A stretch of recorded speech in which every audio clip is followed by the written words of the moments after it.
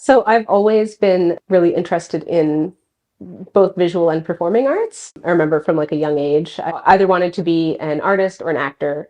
I mean, I suppose as a kid, I fell in love with musical theater, and I just wanted to get up there on stage and sing.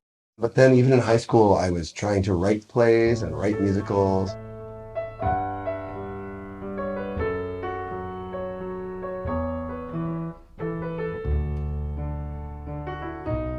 The birthing process of the play was really, really interesting for me because I did direct a small workshop of it myself at Outfest. And that was sort of the first time getting to see it on its feet and test it out. But I knew I wanted it to be maybe pushed a little bit further. I reached out to Garry Williams to see if he would direct the piece, and very happily he said yes. And I'd actually been in a play as part of the same festival, Outfest, that The Beginner's Guide to the Night Sky was also programmed in. It was a year later that Colleen approached me. As a director, you indicate a direction you're going in.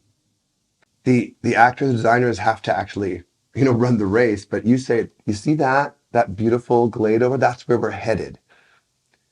And so it's your job to decide where you're headed and then to help people navigate that journey.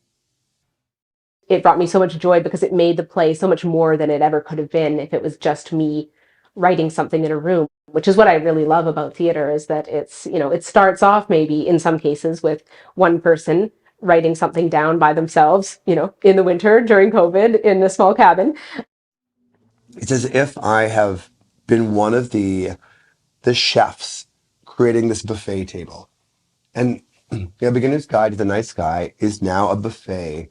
My wish or my hope would be that everybody who comes can look at that buffet, say, well, that looks really good.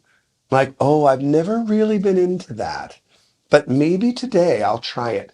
So, some kind of surprise, a bit of experimentation, something comforting, sort of a great plate. And maybe you go back for seconds. I think what I would really like the audience to get is the love and joy of the world around us, and really get to enjoy that and see the beauty of both knowledge and the joy of sharing knowledge.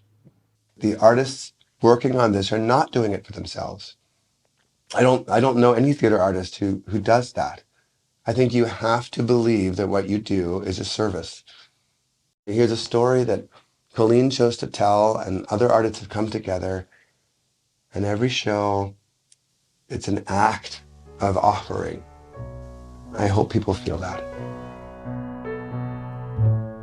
I see music when I close my eyes, spinning wheels of color that fall.